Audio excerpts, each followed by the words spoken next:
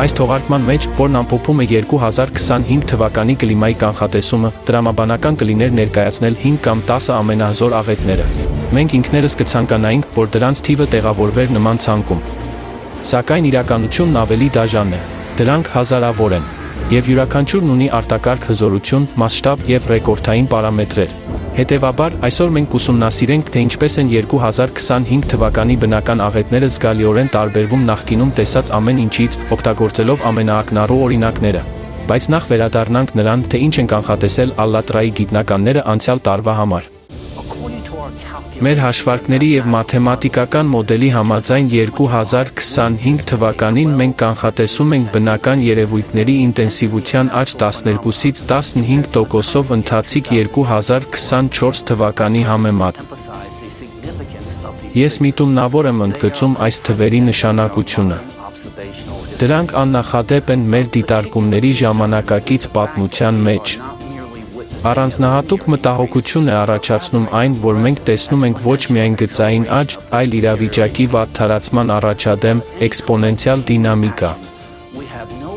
Մարդկության կողմից որևէ գործողության բացակայության դեպքում մենք որևէ հիմք չունենք ակնկալելու դանդաղեցում։ Գալիք տարում մեզ սպասվում են կլիմայական և բնական նոր երևույթների դրսևորումներ, որոնցից շատերը կտարբերվեն այն երևույթներից, որոնց մենք սովոր ենք։ Մենք ամենայն հավանականությամբ կհանդիպենք ծայրահեղ եղանակային պայմանների ավելի հաճախակի դեպքերի, բնական աղետների և գործընթացների նոր համադրությունների, որոնք գերազանցում են նախկինում դիտարկված նորմերը։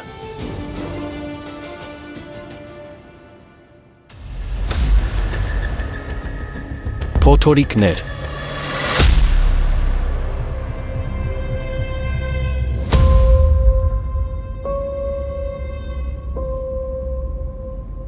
Չնայած Վելինգտոնը համարվում է Նոր Զելանդիայի ամենաքամոտ քաղաքը, որը հայտնի է իր ոռնացող փոթորիկներով, հոկտեմբերին դրանց հզորությունը աննախադեպ էր նույնիսկ տեղի բնակիչների համար։ Հոկտեմբերի 21-ից սկսած վտանգավոր փոթորիկներն ու տեղատարապ անձրևները հարվածեցին մայրաքաղաքին և հարավային կղզու որոշ հատվածներին, առաջացնելով ավերածություններ։ Որոշ շրջաններում քամու արագությունը հասել է 230 կմ/ժ։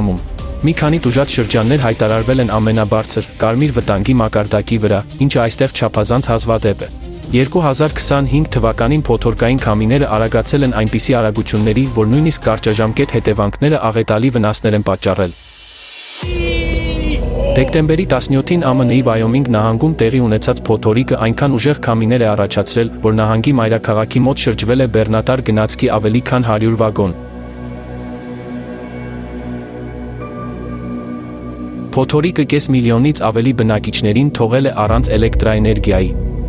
Լեռներում գրանցվել է ռեկորդային արագություն՝ մինչև 232 կմ/ժ։ Նոյեմբերին արտարևադարձային ցիկլոնը Արգենտինա բերեց անհավանական ուժեղ քամիներ։ Մի նավթահանքում քամու չափիչները երկար ժամանակահատվածում գրանցեցին ժամում 312 կմ քամու արագություն, իսկ քամու պոռթկումները հասան մինչև 352-ի։ Փոթորիկների հանկարծակիությունը անհնար է դարձնում տարերկներին պատրաստվելը կամ դրանցից ապաստան գտնելը։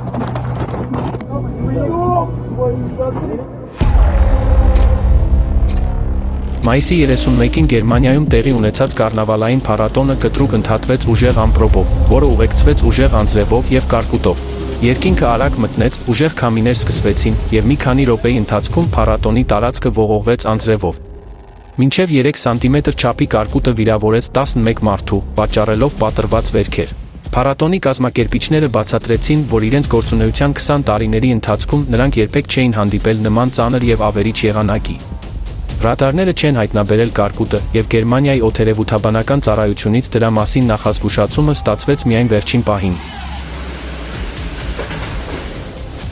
Ժամանակակից փոթորիկների վտանգը գնալով մեծանում է մի քանի գործոնների, սեզոնային անոմալիաների, արևադարձային համակարգերի ազդեցության և խոնավությամբ լի մթնոլորտի համադրման պատճառով, ինչը հանգեցնում է այնպիսի իրադարձությունների, որոնք ինքնին աղետալի չէին լինի, բայց միասին մեծացնում են հետևանքների մասշտաբները և կրճատում արձագանքման ժամանակը։ Օրինակ, Մեքսիկայում անսովոր ուժեղ անձրևային սեզոնի ավարտը համընկավ երկրի արևմտյան ափի երկայնքով երկու արևադարձային փոթորիկների անցման հետ։ Արդյունքում, հոկտեմբերի սկզբին առնվազն 5 նահանգներում տեղացին ռեկորդային տեղումներ։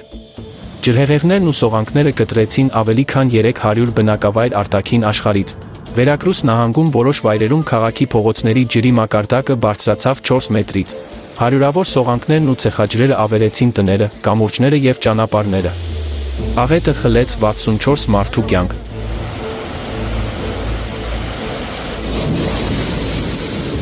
Մայիսի 2-ին Հնդկաստանի մայրաքաղաք Դելիի տարածքում տեղի ունեցավ կատաղի եւ անսպասելի փոթորիկ։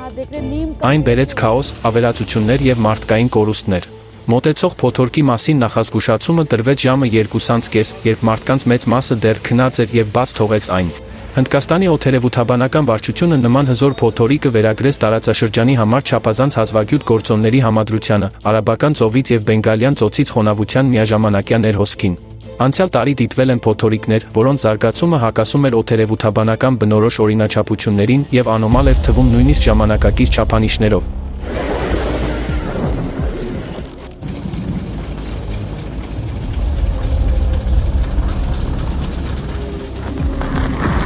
Դեկտեմբերի 3-ին Օխոտսկի ծովից եկած հզոր ցիկլոնը հարվածեց Ռուսաստանի Կամչատկային։ Ձմռան կեսին ջերմաստիճանը անսպասելիորեն բարձրացավ 0-ից բարձր։ Ձյունը սկսեց արագ հալվել եւ անձրևի հետ խառնվելով ողողեց Պետրոպավլովսկ-Կամչատկի փողոցները, մինչև 46 մետր/վայրկյան արագությամբ քամու պոռթկումները վնասեցին տանիքները եւ պոկեցին տների երեսպատումը։ Դեկտեմբերի 9-ին եղանակային անոմալիաները շարունակվեցին, տարածաշրջանի համար հազվադեպ հանդիպող ձնապքի ամպրոպով։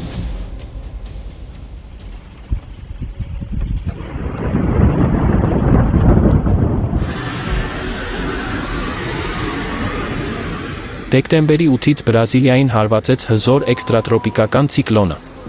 Օդերևութաբանները դրա մեջ նկատել են մի քանի անոմալիաներ։ Նախ Սան Պաուլոյի մայրաքաղաքում մի քանի ժամ շարունակ գրանցվել են քամու ուժեղ պոռթկումներ, մինչդեռ այս տարածաշրջանին բնորոշ են կարճ, ինտենսիվ պոռթկումները։ Երկրորդը դեկտեմբերին, երբ հարավային կիսագնդում ամառ է, ցիկլոնի ուժգնությունը չափազանց բարձր էր։ Եվ երրորդը ամենատարօրինակն այն է, որ ցիկլոնը հասավ իր գագաթնակետին մայրցամաքի վրա, եւ դրա կենտրոնում ճնշումը իջավ մինչև 992 հեկտոպասկալ, որը վերջին տասնամյակների ամենացածր արժեքներից մեկն էր, մինչդեռ նմանատիպ համակարգերը, որպես կանոն, ընդհակառակը, ուժեղանում են օվկիանոսի վրա եւ թուլանում ցամաքում։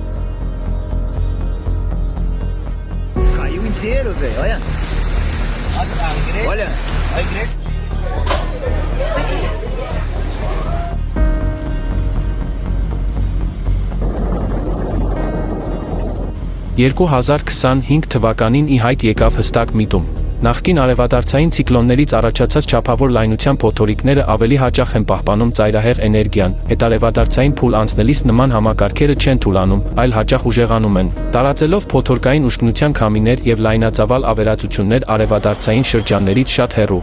Վառ օրինակ է Հալոնգ թայֆունից առաջացած փոթորիկը, որը հոկտեմբերի սկզբին Ճապոնիայում առաջացրեց ուժեղ տեղումներ եւ ավերածություններ։ Հյուսիսային Խաղաղ օվկիանոսի ամբնականորեն տաք ջրերի վրայով հազարավոր կիլոմետրեր անցնելուց հետո փոթորիկը ձեռք բերեց լրացուցիչ էներգիա եւ հոկտեմբերի 12-ի գիշերը հարվածեց Ալյասկայի արևմտյան ափին, տարածաշրջանի համար աննախադեպ ուժգնությամբ։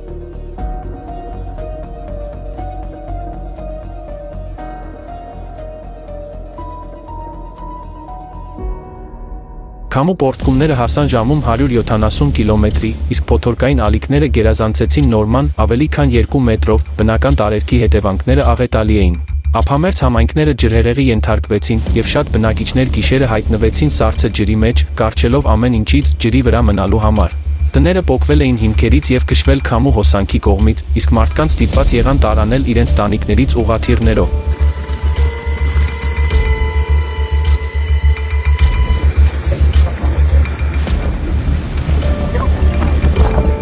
Վերջին տասնամյակների ամենաուժեղ ցիկլոններից մեկը, որը հարվածեց Եվրոպային օգոստոսի 28-ին, նույնպես հզոր 5-րդ կատեգորիայի երին արևադարձային փոթորկի շարունակությունն էր։ Ցիկլոնը մինչև ժամում 160 կմ արագությամբ հզոր քամիներ բերեց Իռլանդիա, Միացյալ Թագավորություն եւ Հյուսիսային Ֆրանսիա, իսկ ափերին հարվածեցին 12 մետրանոց ալիքները։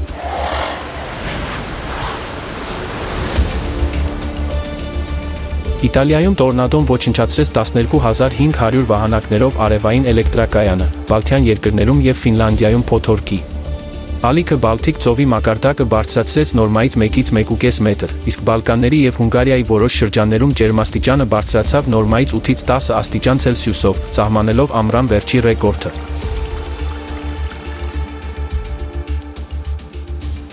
Հատկանշական է, որ ցիկլոնն իր ազդեցությունը տարածեց գրեթե ամբողջ Եվրոպայի վրա։ Սա աճող միտում է։ Փոթորիկները սկսում են կլանել գրեթե ամբողջ մայրցամաքները։ Mamma, guarda che sta arrivando una cosa. Այդպիսի եղանակային հրեշներից մեկը ձմեռային փոթորիկն էր, որը հարվածեց Հյուսիսային Ամերիկային նոյեմբերի 29-ին, երբ ամերիկացիները վերադառնում էին շնորհակալության տոնից, փոթորկային համակարգը ձգվում էր Մեքսիկական ծոցից մինչև Կանադա։ Ավելի քան 25 միլիոն մարդ ստացել էր նախազգուշացումներ սպասվող ուժեղ եղանակի մասին։ Ռեկորդային ձյունը ծածկեց միջին արևմուտքը, փակելով ճանապարհները եւ կաթվածահար անելով օդային ճանապարհորդությունը ամբողջ երկրում։ Ժամանակակից փոթորիկների ամենավտանգավոր կողմերից մեկը տեղումներն են։ Դրանք թափվում են այնպիսի ծավալներով, որ ոչ հողը, ոչ էլ քաղաքային ջրահեռացման համակարգերը չեն կարող դրանք կլանել։ Կանխատեսումները հաճախ չեն կարողանում նշել այդ տեղատարապ անձրևների ճշգրիտ տեղը կամ իրական ինտենսիվությունը, ինչը հանգեցնում է ջրի արագ կուտակման։ Ջրհեղեղները առաջանում են գրեթե անմիջապես, առանց գետերի մակարդակի աստիճանական բարձրացման եւ առանց նախազգուշացման ժամանակի, մարդկանց անպաշտպան թողնելով հանկարծակի աղետների։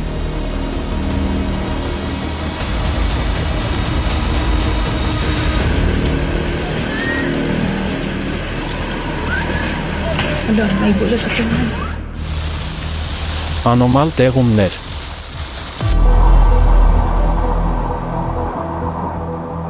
Հուլիսի 4-ի գիշերը տեղի ունեցավ ԱՄՆ-ի Տեխաս նահանգի պատմության մեջ ամենամահացու բնական աղետներից մեկը։ Կենտրոնական շրջանները տուժեցին ուժեղ անձրևներից։ Որոշ վայրերում ընդամենը մեկ օրում տեղած մեկ ամսվան համարժեք տեղումներ, մինչև 250 մմ, որից 100 մմ ընդամենը մեկ ժամում։ Գետերը արագորեն վարարեցին, ընդամենը մի քանի րոպեում ջրհեղեղի ենթարկելով բնակավայրերը։ Իրավիճակը հատկապես ողբերգական էր գետի ափին գտնվող միստիկ աղջիկների ամառային ճամբարում։ Ջրհեղեղը անակնկալի բերեց երեխաներին, երբ նրանք քնած էին, շատերին թակարդի մեջ գցելով, ճամբարի հետ կապը լիովին կորել էր։ Իսկ ջրով լվացված ճանապարհները խոչընդոտում էին փրկարարական աշխատանքներին։ Պաշտոնական տվյալներով զոհվել են 27 երեխա եւ ճամբարի աշխատակիցներ։ Ընդհանուր առմամբ, աղետը նահանգում խլել է 137 մարդու կյանք։ Տեղական իշխանությունները խոստովանեցին, որ չէին սպասում նման մասշտաբի աղետի, ուստի բնակիչների կանխարգելիչ տարանում չի իրականացվել։ Դեկտեմբերի կեսերին Մերձավոր Արևելքում հզոր եւ հազվագյուտ ձմեռային փոթորիկներ տեղի ունեցան։ Իրանում Քիշ կղզում 24 ժամից պակաս ժամանակահատվածում տեղացել է ավելի քան 140 մմ անձրև, որը գերազանցել է տարեկան միջին ցուցանիշը։ Սպահան նահանգում ձյուն է տեղացել 20 տարվա ընթացքում առաջին անգամ։ Խորասան Ռեզավի լեռնային շրջաններում ձյան շերտի հաստությունը հասել է 50 սանտիմետրի։ Այս իրադարձությունները հսկայական վնաս են հասցրել գյուղատնտեսությանը։ Մի քանի գյուղատնտեսական նահանգներում ոչնչացվել է լոլիկի տնկարկների 60%-ից մինչև 100%-ը, ծածկելով մոտ 1000 հեկտար տարածք։ Արաբական Միացյալ Էմիրություններում փոթորիկը ամպրոպներ եւ կարկուտ բերեց։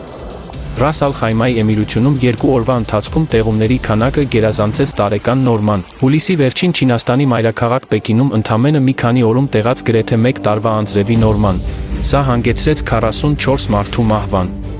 Ամենամեծ թվով մահերը տեղի են ունեցել ծերանոցում, որտեղ ջուրը բարձրացել է ավելի քան 2 մետր, ինչի հետևանքով շատ տարեց բնակիչներ, ովքեր սահմանափակ շարժունակություն ունեին, չեն կարողացել փրկվել։ Իշխանությունները խոստովանել են, որ գործող փրկարարական ծրագրերը անարդյունավետ են, եւ քաղաքի ջրհեղեղներից պաշտպանության համակարգը լուրջ բացթողումներ ունի։ Պեկինի իրադարձությունները ցույց տվեցին, որ ստանդարտ արձագանքման սխեմաները այլևս չեն գործում, նույնիսկ լավ կազմակերպված եւ տեխնիկապես հագեցած արտակարգ ծառայություններ ունեցող երկրներում, ինչպիսին է Չինաստանը։ Այսօր տեղումները կարող են հասնել այնպիսի անհավանական մասշտաբների, որ նույնիսկ սեզոնային ջրհեղեղներին սովոր երկրների բնակիչները պատրաստ չեն իրադարձությունների ուժգնությանը, որոնք գերազանցում են իրենց նախկինում ապրած ցանկացած բան։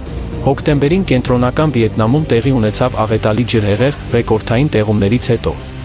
Միայն մեկ օրում տեղաց ավելի քան 1700 մմ տեղումներ, ինչը այն դարձնում է աշխարհում գրանցված երկրորդ ամենաբարձր օրական տեղումների քանակը։ Հոկտեմբերին կենտրոնական Վիետնամում ռեկորդային տեղատարապ անձրևներից հետո տեղի ունեցավ աղետալի ջրհեղեղ։ Մեկ օրում տեղաց ավելի քան 1100 մմ անձրև։ Սա պատմության մեջ գրանցված երկրորդ ամենաբարձր տեղումների քանակն է։ Ավերածությունների մասշտաբները հսկայական էին։ Ավելի քան 65,000 տնային տնտեսություններ ջրհեղեղի տակ մնացին, ոչնչացան գյուղատնտեսական հողերը, ծածկեց մի քանի հազար գլուխ անասուն։ Նոյեմբերին Դակլակ նահանգում տեղացած տեղումները գերազանցեցին բոլոր պատմական նորմերը, տեղ-տեղ մեկ շաբաթում տեղաց ավելի քան 1800 մմ անձրև։ Ջրհեղեղը սկսվեց սրընթաց։ Ջուրը այնքան արագ ողողեց տները, որ մարդիկ ստիպված էին կոտրել իրենց տանիքները հզոր հեղեղներից խուսափելու համար։ Շատ ընտանիքներ ստիպված էին մնալ մոտ 30 ժամ։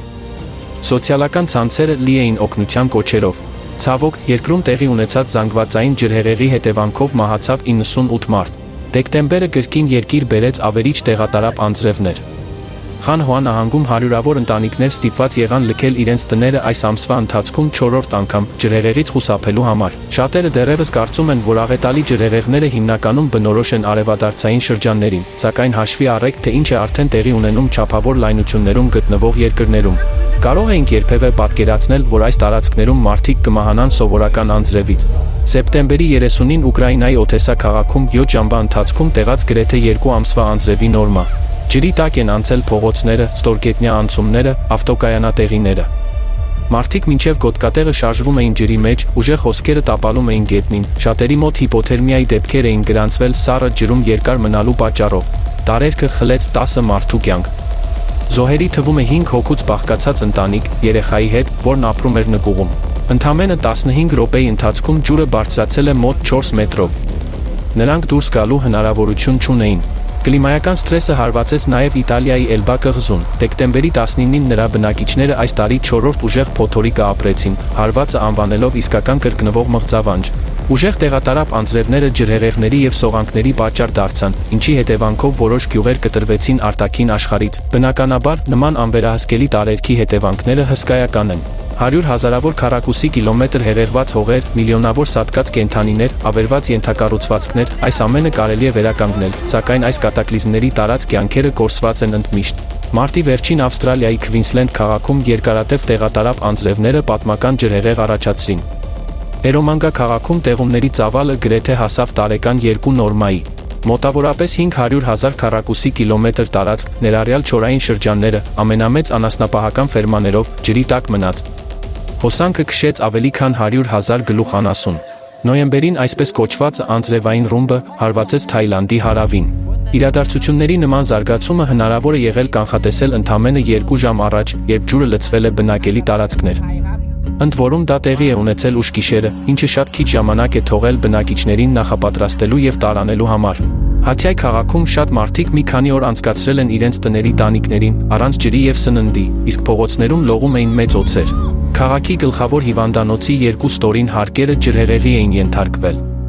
600 հիվանդներ վտանգի տակ էին, այդ թվում 50-ը վերակենդանացման բաժանմունքում, իսկ 30-ը նորածինների բաժանմունքում։ Փոթորկի մոլեգնությունը խլեց 33 մարդու կյանք։ Զոհերի մեծ մասը խեղդվեց կամ մահացավ էլեկտրահարումից։ Նիգերիայում մայիսի վերջին օրերը Մոկվա քաղաք բերեցին վերջին 60 տարիների ընթացքում ամենամահացու ջրհեղեղներից մեկը։ Ականատեսների վկայությամբ ջուրը ժամանել է հեռվից հանկարծակի և արագ, անակնկալի բերելով քնած բնակիչներին։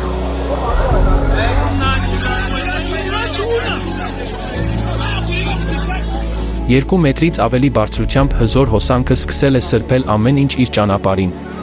Զոհերի թիվը գերազանցել է 1000-ը, որոնցից շատերը, ըստ փրկարարների, մոլեգնած հոսանքի հետ միասին տարվել են դեպի Նիգեր գետ։ Մթնոլորտային խոնավության ընդհանուր աճի ֆոնին տեղումները գնալով անհավասարաչափ են բաշխվում։ Օդային հոսանքները տեղափոխում են խոնավությունը երկար հեռավորությունների վրա, ամբողջ շրջաններ թողնելով առանց տեղումների։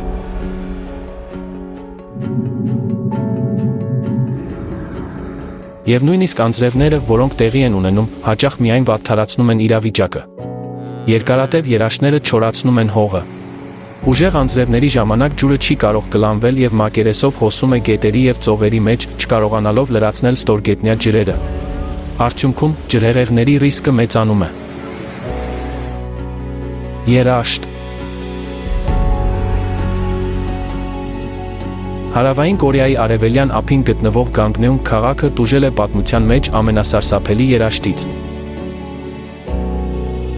Սեպտեմբերի սկզբին Օբոնգ ջրամբարի ջրի մակարդակը, որը ապահովում է քաղաքի կարիքների մոտավորապես 87%-ը, իջել է մինչև իր հզորության 11.5%-ը փաստացի հասնելով ամենացածր մակարդակին։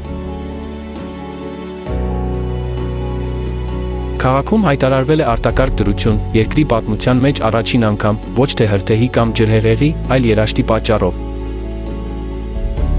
Իշխանությունները ստիպված էին սահմանել ջրի խիստ չափաբաժին։ Ջուրը տներին մատակարարվում էր օրական ընդամենը 2 ժամ, մեկական ժամով ամեն առավոտ և երեկո։ Նույնիսկ սեպտեմբերի 12-ին ուժեղ անձրևներից հետո, որոնք բերեցին ավելի քան 100 մմ տեղումներ, ջրամբարը լցվել է ընդամենը 16%-ով, ինչը համարժեք է մոտավորապես 10 օրվա պաշարի։ 2025 թվականի ամռանը եւ աշնանը Տիգրիս եւ Եփրատ գետերի ավազանների երկրները բախվեցին աղետալի երաշտի հետ։ Շոկը եւ տեղումների բացակայությունը հանգեցրին գետերի չորացմանը։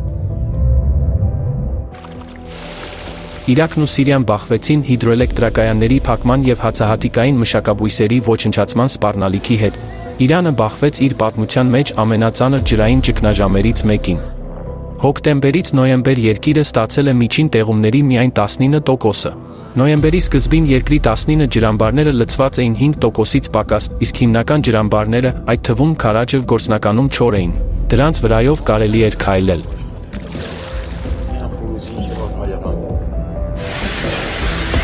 Կարկուտ։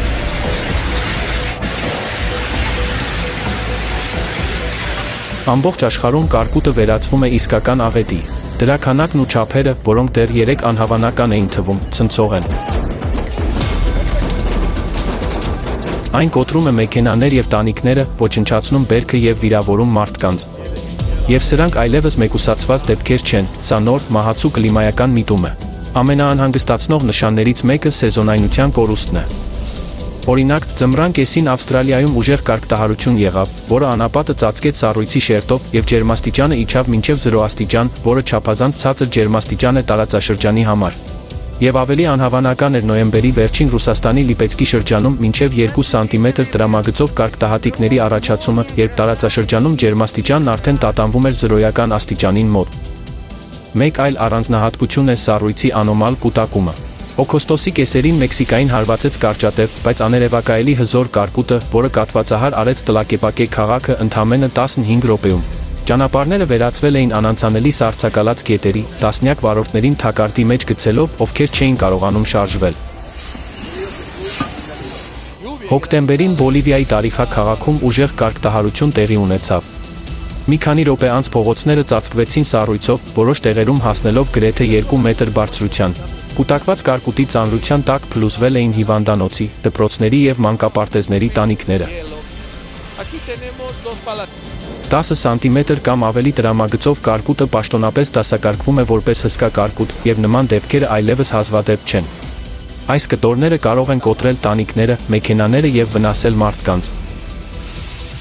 ԱՄՆ-ի Կանզաս նահանգում սեպտեմբերի սկզբին տեղացել են 10 սանտիմետրից ավելի տրամագծով սառցե բեկորներ, իսկ Լատվիայում հուլիսին գրանցվել են 11.5 սանտիմետր չափի կարկուտի հատիկներ, ամենամեծը երկրի օդերևութաբանական պատմության մեջ։ Սա Լատվիայում հսկա կարկուտի առաջին պաշտոնապես գրանցված դեպքն է, որը գրանցվել է Եվրոպական վտանգավոր եղանակի տվյալների բազայում (ESC)։ Նայեք Եվրոպայում խոշոր կարկուտի դեպքերի գրաֆիկին։ Այն ցույց է տալիս էքսպոնենցիալ աճ։ Կարկուտի հասցրած վնասը նույնպես արագորեն աճում է։ Մայիսի 8-ին Չինաստանի Շանսի նահանգի Սիան քաղաքի վրա հանկարծակի տեղացել է հավի ձվի չափի կարկուտ։ Ավտովաճառողը հուսահատորեն հայտնեց, որ վաճառքի հանված ավելի քան 300 մեքենաներից ոչ մեկը չի փրկվել։ Թափքերը վնասվել էին, իսկ բոլոր ապակիները կոտրվել։ Օգոստոսյան կարգտահարությունը Կանադայում թողեց մոտ 15 կիլոմետր լայնությամբ եւ գրեթե 200 կիլոմետր երկարությամբ ավերածությունների մի շերտ։ Հետևանքները բերքի համար աղետալի էին։ Հացահատիկը ոչնչացավ, եգիպտացորենը կորցրեց բոլոր տերևները, իսկ մարգագետիններն ու արոտավայրերը մնացին մերկ, լցված արմատախիլ արված խոտով եւ կոտրված թփերով։ Անասունները սատկեցին ֆերմերային տնտեսություններում, իսկ գյուղատնտեսական շենքերն ու բնակելի տները վնասվեցին։ Բրազիլիայի Երեշիմի համայնքում կարկուտը տևեց մոտ 20 րոպե, պատճառելով հսկայական վնասներ։ Տուժեցին ավելի քան 5000 շենքեր, կոտրվեցին պատուհանները եւ մեքենաների թափքերը։ Կարկուտի հարվածներից, ապակու բեկորներից եւ փլուզված տանիքներից վիրավորվեց առնվազն 268 մարդ։ Քաղաքում հայտարարվեց արտակարգ դրություն։ Ինչու են տեղի ունենում նման լուրջ բնական անոմալիաներ։ Ակնհայտ բացատրությունը գլոբալ ջերմաստիճանի եւ մթնոլորտային խոնավության բարձրացումն է, բայց սա միայն պատճառներից մեկն է։ Մենք սինթեզել ենք արհեստացին մի նյութ, նույնիսկ չկասկածելով, որ այն ի վերջո կդառնա մեր անտեսանելի մարդասպանը։ Եվ այն սկսել է միջամտել կլիմայական գործընթացներին։ Խոսքը միկրո եւ նանոպլաստիկի մասին է։ Միկրո եւ նանոպլաստիկի վտանգի հիմնական պատճառը դրա մակերևույթի վրա էլեկտրաստատիկ լիցք կուտակելու եզակի ունակությունն է։ Սրա մասին Ալլատրա գիտական խումբը նախազգուշացրել էր դեռ 20 տարի առաջ։ Ինչպես են պլաստիկի մասնիկները ստանում այս լիցքը։ Դա տեղի է ունենում արտադրության ընթացքում, այլ մակերևույթների հետ շփման կամ փոխազդեցության միջոցով։ Շրջակա միջավայրի, դրա թթվայնության, իոնային կազմի և խոնավության փոփոխության ընթացքում, կախված իրենց քիմիական կառուցվածքից, պլաստիկի մասնիկները կարող են ձեռք բերել դրական կամ բացասական լիցք։ Պլաստիկի մակերեսը կարող է իոնացվել մասնիկներին տալով կայուն էլեկտրաստատիկ ակտիվություն։ Սա նշանակում է, որ նանոպլաստիկի մասնիկները պարզապես պոլիմերներ չեն, լիցքավորված մարմիններ են, որոնք փոխազդում են շրջակա միջավայրի հետ։ Մթնոլորտում լիցքավորված նանոպլաստիկը դառնում է խտացման միջուկ, արագացնելով ամպերի ձևավորումը, առաջացնելով կաթիլների սառեցում նորմայից 4-ից 10 աստիճան բարձր ջերմաստիճանում։ Սա հանգեցնում է անոմալ մեծ կարկուտի, անոմալ տեղումների հիդրոլոգիական ցիկլի խանգարման։ Եվ քանի որ մթնոլորտն այժմ լցված է լիցքավորված միկրո և նանոպլաստիկի տրիլիոնավոր մասնիկներով, ապա դրա էլեկտրական էներգիան նույնպես աճում է։ Հետևաբար, արագորեն աճում են կայծակի հարվածների հաճախականությունը և անոմալիաները։ Ամպրոպի գործունեության աճ։ Հնդկաստանում կայծակի հարվածների թիվը վերջին 5 տարիների ընթացքում աճել է գրեթե 4 անգամ։ Կայծակի հետ կապված մահացությունները, որոնք միշտ լուրջ խնդիր են եղել երկրում, այժմ հասել են աղետալի չափերի։ Միայն 2025 թվականի ապրիլից մինչև հուլիս մահացել է 1621 մարդ։ Միացյալ Նահանգներում 2025 թվականին կայծակի ակտիվությունը 20%-ով ավելի բարձր էր, քան նախորդ տարի, հասնելով 8 տարվա ամենաբարձր ցուցանիշին։ Իսկ աշնանը Ավստրալիայում մեկ շաբաթից էլ պակաս ժամանակահատվածում գրանցվել է գրեթե 8 միլիոն կայծակի հարված, որոնցից 4 միլիոնից ավելին Քվինսլենդում։ Կայծակի ակտիվության հատկապես կտրուկ աճ է նկատվել Արկտիկայում։ Ըստ մթնոլորտային ֆիզիկոսների, տարածաշրջանում կայծակի հարվածներ գործնականում գոյություն չեն ունեցել, սակայն 2010 թվականից ի վեր 12 տարվա ընթացքում դրանց թիվն աճել է 70 անգամ, տարեկան մոտավորապես 100-ից հասնելով 7000-ի։ Սառը և չոր արկտիկական կլիմայում սա աննախադեպ աճ է։ Սակայն մինչդեռ Արկտիկայի գիտնականները այս փոփոխությունները գրանցում են գործիքներով, աշխարհի այլ մասերում անոմալ ամպրոպները արդեն նկատելի իրականություն են դարձել շատ մարդկանց համար։ Ռուսաստանի եվրոպական մասի բնակիչները նոյեմբերի վերջին նկատել են անսովոր հզոր և հաճախակի կայծակի արտանետումներ, առանձին կայծակի հարվածների ներկայիս ուժը հասել է 486 կիլոամպերի, մինչդեռ կայծակի հարվածի միջին ամպլիտուդը մոտավորապես 30 կիլոամպեր է, կամ 16 անգամ պակաս է։ Էլեկտրամագնիսական իմպուլսի ինտենսիվությունն այնքան մեծ է եղել, որ դրա ազդանշանը հայտնաբերվել է աղբյուրներից 700 կիլոմետր հեռավորության վրա գտնվող սարքերի կողմից։ Չնայած նման հեռավորությունների վրա այն սովորաբար թույլ է կամ ընդհանրապես չի հայտնաբերվում։ Մեղմ լայնություններում ամպրոպային ակտիվության նման մակարդակները ամբնական բարձր կլինեին նույնիսկ ամռան համար, իսկ ուշ աշնան համար սա իսկապես աննախադեպ իրադարձություն է։ Մթնոլորտային էլեկտրական էներգիայի աճի հետ մեկտեղ նույնպես ավելի հաճախակի են դարձել չոր կայծակները, զգալիորեն մեծացնելով հրդեհների վտանգը։ 2025 թվականի սեպտեմբերին չոր ամպրոպները ծածկեցին կենտրոնական Կալիֆոռնիան ԱՄՆ-ում։ Ընդամենը 31 ժամվա ընթացքում գրանցվել է մոտավորապես 11000 կայծակի հարված, որոնք բազմաթիվ հրդեհներ են առաջացրել։ Աճել են նաև այնպիսի հազվագյուտ և քիչ ուսումնասիրված մթնոլորտային երևույթների թիվը, ինչպիսիք են սպրայթները։ Սրանք հսկայական փայլուն կարմիր կառույցներ են, որոնք հայտնվում են ամպրոպային ամպերի վերևում և տարածվում են 40-ից մինչև 80 կիլոմետր բարձրության վրա։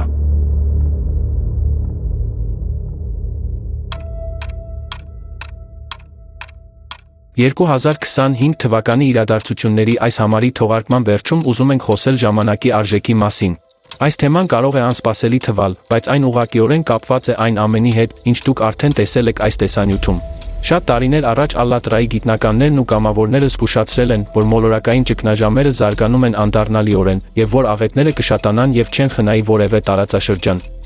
Նրանք բացատրեցին, ցուցադրեցին եւ պատմեցին, բայց համաշխարհային հանրության արձագանքը հմնաց նվազագույն կետում։ Այսօր կլիմայական ճգնաժամի հետևանքները տեսանելի են բոլորի համար։ Այժմ դա աքսիոմ է, որը ապացույցի կարիք չունի։ Եվ ահա մենք կրկին վերադառնում ենք ժամանակի արժեքին։ Եթե մենք այն ժամանակ արդեն սկսեինք ակտիվորեն փնտրել եւ մշակել կլիմայական խնդրի լուծումները, որոնք ինքնուրույն չեն անհետանա, այլ միայն կսրվեն, մենք ականատես չէինք լինի նման մասշտաբի աղետների, ուժի նման կտրուկ սրման, նման անոմալիաների եւ ամենակարևորը՝ զոհերի նման մեծ թվի։ Միլիոնավոր մարդիկ արդեն տուժել են, եւ էլ ավելին շատերը կտուժեն, մինչդեռ 100 հազարավոր մարդիկ արդեն մահացել են։ Եվ այս կյանքերի առնվազն մի մասը կարելի էր փրկել։ Բայց ժամանակը անդառնալիորեն բաց է թողնվել։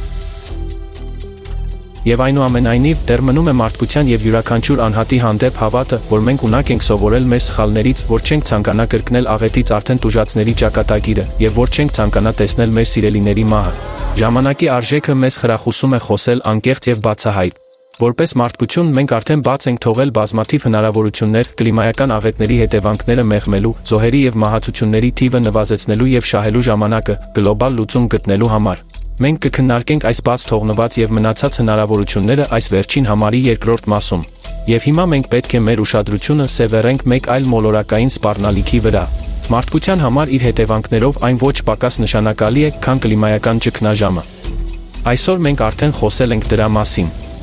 Խոսքը միկրո եւ նանոպլաստիկի մասին է։ Մենք ստեղծել ենք մի հրեշ, որը ոչ միայն շրջապատում է մեզ, այլև արդեն մեր մեջ է։ Նանոպլաստիկ։ Սպառնալիք կյանքի համար գիտահանամատչելի ֆիլմը միավորում է առաջադեմ գիտական տվյալներ եւ առաջատար փորձագիտական կարծիքներ այն մասին, թե ինչպես են միկրո եւ նանոպլաստիկ մասնիկները ոչնչացնում էկոհամակարգերը, ազդում մարդկանց վրա, եւ թե ինչու է այս սպառնալիքի մասշտաբի մասին իրազեկվածությունն այսօր որոշում ամբողջ մոլորակի ապագան։ Գիտնականները նաեւ ողջել են, որ նանոպլաստիկի ամենաբարձր կոնցենտրացիաները հանդիպում են մարդու ուղեղի հյուսվածքում։ Արդյունքում ուղեղի ներսում գործարկվում է անընդհատ ոչնչացման ցիկլը, եւ մարդը կորցնում է իրականությունը եւ նույնիսկ ակնհայտ սպառնալիքները համարժեք ընկալելու ունակությունը։ Նա դադարում է տրամաբանորեն կապել փաստերը եւ ռացիոնալ որոշումներ կայացնել, կորցնելով սեփական կյանքի վերահսկողությունը։ Սա մարդկային մտածողության վերջն է։